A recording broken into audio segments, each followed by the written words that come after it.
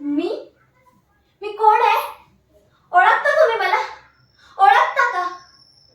ओळखच हरवून बसल्यासारखं वाटतंय. कधी काळी आई वडिलांच्या घरची लाडकी मुलगी होती, सगळ्या स्वप्नांवर विश्वास ठेवणारी. ए आई, तुझी भावली ना ग मी. ओ बाबा, परी होते ना मी तुमची. मग आज आज कोण आहे मी? वेडी. तुम्ही सगळ्यांनी तर मला वेडच ठरवून टाकलंय, पण खरंच वेडा कोण आहे, मी की हा समाज? मी वेडी नाहीये, मी वेडी नाहीये, मी नाहीये वेडी. मी फक्त या स्त्री मनाचा आवाज आहे, जिला प्रत्येक क्षणी चिरडलं जातंय. त्या रात्री, त्या काळ्या रात्री मी फक्त घरीच परतत होते. शरीर दमलेलं होतं, अंगावर सुद्धा नेहमीचेच कपडे होते. माझ्या आयुष्याचा एक भाग आनंदी होता, सुरक्षित होता. माझं एक छोटंसं स्वप्न होतं, एका सुखी जीवनाचं, माझ्या आई वडिलांच्या आनंदाचं. पण माझ्या वाटेत काळ उभा राहिला त्या नराधमांच्या रूपात. त्यांच्यासाठी माझं शरीर फक्त एका खेळण्यासारखंच होतं. त्यांच्या चेहऱ्यावर जनावरासारखं हसू होतं.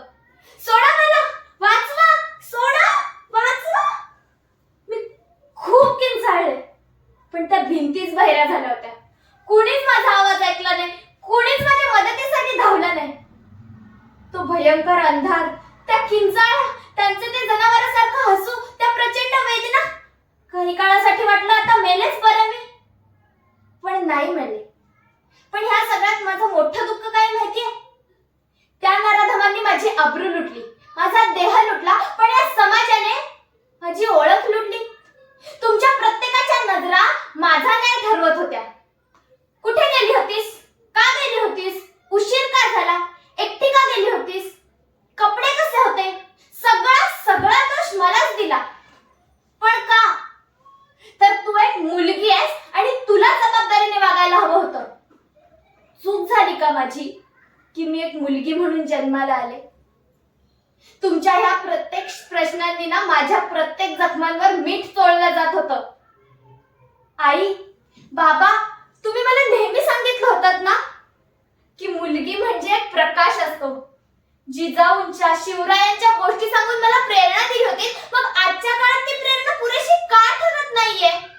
अहो, कुठे कुठे माझ्या महाराजांचा महाराष्ट्र, जिथे स्त्रियांना 50% आरक्षण नाही तर 100% संरक्षण दिलं जात होतं.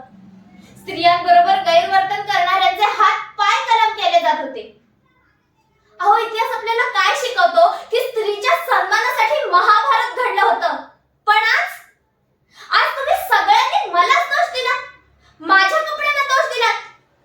अहो, पण माझे कपडे कधीच छोटे नव्हते, तर ते तुमच्या नजरेत छोटे झाले होते. कधी कधी प्रश्न पडतो की मी जिवंत आहे, पण खरंच जिवंत आहे का? माझ्या आई वडिलांच्या चेहऱ्यावरचं दुःख, त्यांच्या डोळ्यातले अश्रू पाहिले ना की वाटतं संपवून टाकावं हे आयुष्य. पण नाही, मी संपणाऱ्यातली नाहीये. मी रडणार नाही तर लढणार आहे. मी इथे उभी आहे कारण की माझ्यासारख्या आज हजारो मुली न्यायासाठी धडपडत आहेत. आज मी ओरडत आहे कारण की हा समाज बहिरा झालेला आहे. आज प्रत्येक आई, प्रत्येक मुलगी, प्रत्येक बहीण, प्रत्येक स्त्री दुर्गा झाली पाहिजे. उठा, उभ्या राहा आणि सांगूया ह्या जगाला की स्त्रीचा आवाज आता थांबणार नाही. स्त्रीचा सन्मान करा, नाहीतर तिचं रौद्र रूप पाहावं लागेल.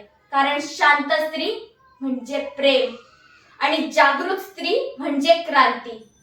चला तर मग क्रांती करूया. आज प्रत्येक मुलीला सावध राहा सांगण्यापेक्षा प्रत्येक मुलाला स्त्रीचा सन्मान कर ही शिकवण देऊया. तुम्ही साथ देणार आहात ना माझी, की असेच बघत बसणार आहात? धन्यवाद.